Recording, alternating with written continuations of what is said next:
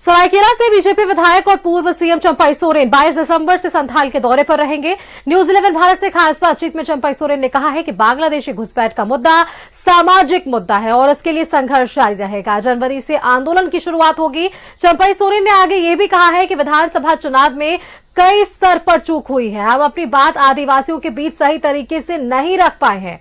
चंपाई सोरेन से इन्हीं विषयों पर खास बातचीत की हमारे सहयोगी राकेश ने।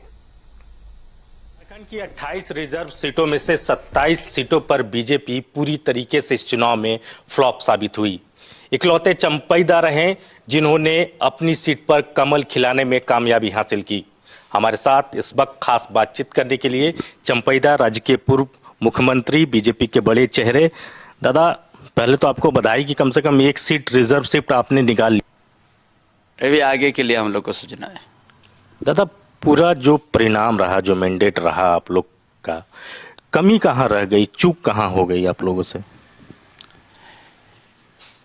कहीं चूक तो हुआ है ना, और पार्टी के अंदर में ही उसको विचार विमर्श करके उसको रिजर्व रखा जाएगा जो भी चूक हुआ है।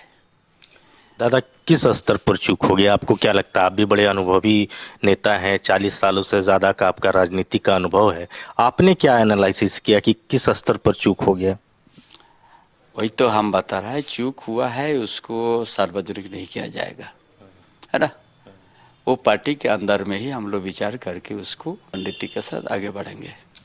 दादा, पिछले चुनाव में भी 2019 में भी रिजर्व सीटों पर बीजेपी का परफॉर्मेंस बहुत अच्छा नहीं था। लोकसभा चुनाव में भी रिजर्व सीटों पर बीजेपी नहीं जीत पाई। तो क्या उनसे बीजेपी कुछ सीख नहीं ले पाई इस चुनाव में? हाँ, कुछ तो हुआ है कि आदिवासी जो कि भाजपा आदिवासी को सम्मान देते आ रहा है, अलग राज्य भी भाजपा ही दिया है। जितना ही आदिवासी को सम्मान की बात यदि आएगा सामने, तो आदिवासी को सम्मान देने का भाजपा ही किया है। चंपईदा का राजनीतिक भविष्य क्या होगा? क्योंकि बड़ी चर्चा हो रही है फिर से एक बार जैसे ही परिणाम आए और सियासी गलियारों में ये चर्चा होनी शुरू हो गई कि शायद आपकी घर वापसी हो जाए। जेएमएम ने भी कहा कि आप आवेदन दें, हम तैयार हैं आपके वेलकम के लिए। नहीं, ऐसा कोई बात नहीं। हम ये भी जहाँ पर रहे वहीं पर रहेंगे। इसीलिए यहीं पर रहेंगे कि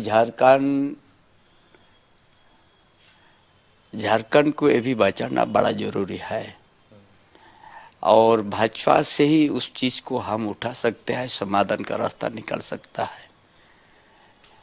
आज जो पूरा झारखंड क्षेत्र में जो बांग्लादेशी घुसपैठ, ये अहम मुद्दा है झारखंड के लिए, क्योंकि एक आदिवासी समुदाय, उनका सामाजिक व्यवस्था बिगड़ते जा रहा है, जो वहाँ मिटते जा रहा है, जनसंख्या घटते रहे, ये सबसे बड़ा मुद्दा है। ये कहा जा रहा है कि आप वहाँ आंदोलन भी करेंगे आने वाले दिनों, और उसी मुद्दा को लेके पहले हम समाज के बीच में जाएंगे।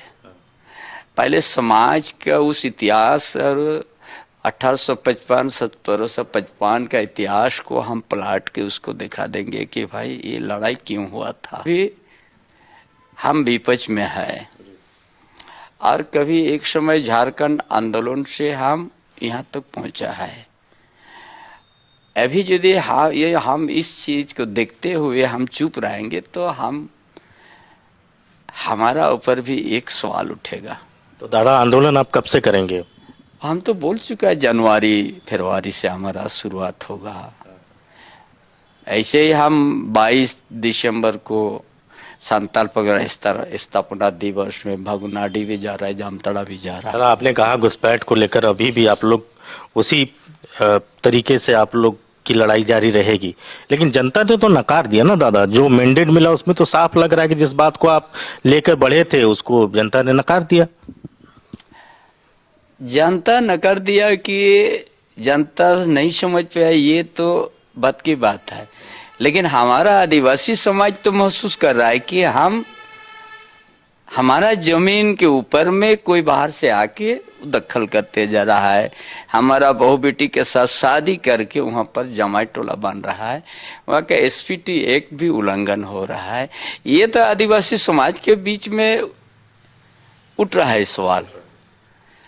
हमको उसको समाधान के लिए हम ये करेंगे, जनता के बीच जाएंगे, बात विचार करेंगे और उससे कैसे हमारा समाज को बचाएंगे। ये तो कोई राजनीतिक मुद्दा नहीं है, ये सामाजिक मुद्दा है ना। ये हमारा 4 साल 5 साल जो हम उसी को लेके हम आगे बढ़ेंगे। दादा, नेता प्रतिपक्ष का चयन होना है, एक नाम चंपई सोरेन का भी चर्चा में है। देखिए, अभी तक हम लोग विधायक दल के बीच में बैठक नहीं हुआ है ना। बैठक करने के बाद चर्चा होगा तो उस समय विचार विमर्श होगा ना। अभी क्योंकि बैठक नहीं हुआ है, अभी हो जाएगा बैठक, उसका बाद ना चयन होगा किसको क्या दायित्व मिलता है। जिम्मेवारी अगर आपको दी जाती है तो आप लेने के लिए तैयार हैं? अभी नहीं कुछ कहेंगे। नई सरकार को चंपईदा का क्या सुझाव होगा हेमंत बाबू को? देखिए, ऐसे सुझाव जो फुल बहुमत की सरकार है और उसको काम करने के लिए समय दिया जाए, और उसका पहले में कुछ बोलना हम उचित नहीं समझ रहा है। बहुत शुक्रिया दादा हमसे जुड़ने के लिए। तो कई सवालों का बेहद बेबाकी से चंपईदा ने जवाब दिया है और कहा है कि विपक्ष की भूमिका में है, अभी 5 साल का समय है, जनता के बीच जाएंगे और फिर से बीजेपी को स्थापित करने की कोशिश करेंगे। कैमरामैन सुशील के साथ राकेश कुमार, न्यूज़ 11 रांची।